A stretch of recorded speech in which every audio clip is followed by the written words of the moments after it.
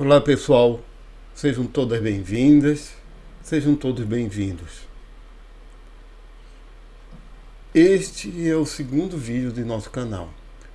Vamos continuar a falar de nossas propostas. Para começar, como falamos no nosso primeiro vídeo, eu sou o professor Pedro Pontes e também trabalho como artista visual. E também tenho estudos interdisciplinares. O objetivo deste canal é a transinterdisciplinaridade entre arte, ciência e cultura. Aqui nós vamos discutir questões como arte e ciência se relacionam, a ciência pode explicar a arte é um produto de nossa biologia, da nossa evolução. Como perguntei lá no primeiro vídeo, por que achamos flores bonitas e raízes não? É só uma questão de padrões estéticos que nós adquirimos pela educação, pelas influências culturais? Ou é uma questão biológica? Posso adiantar para vocês que há boas evidências que as raízes, em sentido metafórico, dessa nossa percepção são biológicas. Mas isso será objeto de um vídeo futuro.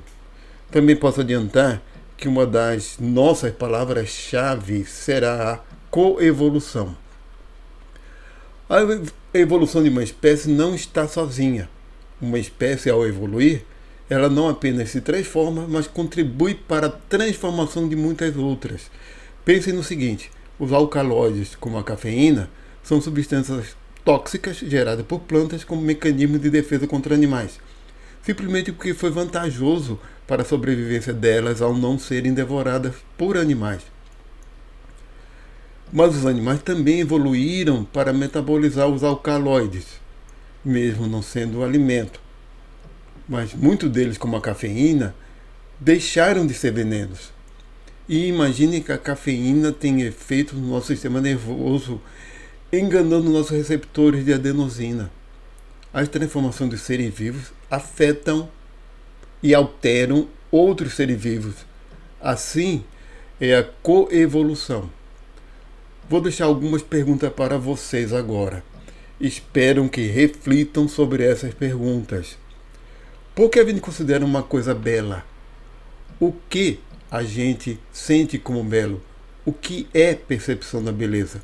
Procurem também conhecer o conceito de qualia.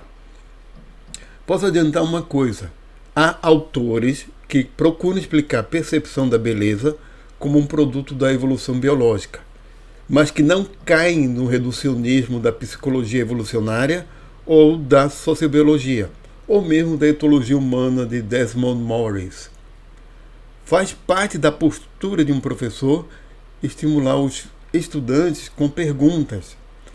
Aprender a fazer perguntas, fazer as perguntas adequadas, é o primeiro passo para se ter respostas adequadas. Bem, voltando a falar de meu trabalho de arte, minha primeira fase com o projeto Complexos foi mais experimental. Eu estava explorando as possibilidades da linguagem que tinha escolhido. Se bem que até hoje não esgotei o que seria possível fazer. Mas uma coisa ocorreu nesses anos. Me tornei mais seletivo quanto aos trabalhos em si e menos experimental. Mas vamos considerar agora os primeiros trabalhos com aquelas molduras de 170 por 105 centímetros. Comecei embalando uma delas com fios de sisal de forma solta e vendo as formas que poderia sair dali. Em alguns pontos fiz novelos de fios para dar mais forma e os distribuí para equilibrar a composição, sendo que alguns eu deixei caindo para fora da moldura. A segunda moldura eu embalei primeiro a própria moldura e depois fiz a composição com os fios, formando novelos semelhantes a casulos, e a distribuição deles foi seguindo regras semelhantes ao primeiro quadro.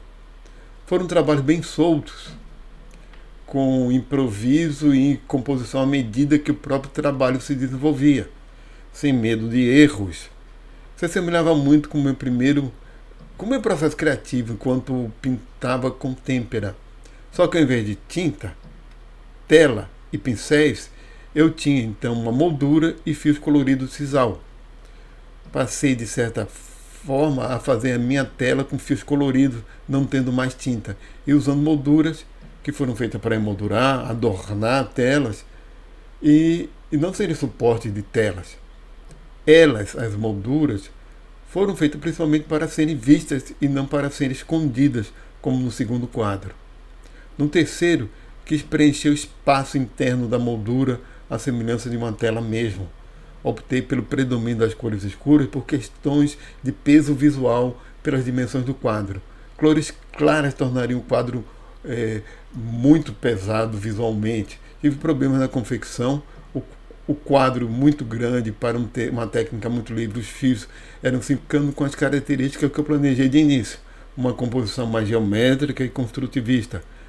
A quantidade de fios também os fios eram simples e finos, e a falta de um suporte não ajudaram na composição. Fiz também trabalhos usando os chassis, que eram os suportes das telas dos pôsteres. Eram pôsteres de reproduções impressas de quadros da década de 1920, do mesmo tipo de impressão de banners para eventos como congressos. Olha, os trabalhos dos chassis foram mais simples. Também como telas expressionistas, vocês podem ver nas imagens. Os chassis, por serem simples estruturas em madeira frágil, também não permitiriam fazer composições volumosas ou com fios grossos atados firmemente à madeira. A madeira simplesmente se quebraria, né? Comecei a fazer novas explorações. Eu tinha telas pintadas inacabadas, eram pinturas que eu não tinha gostado, que tinham ficado mal resolvidas, mas eu tinha guardado as telas para futuros trabalhos. Então foram telas de 110 por 70 centímetros.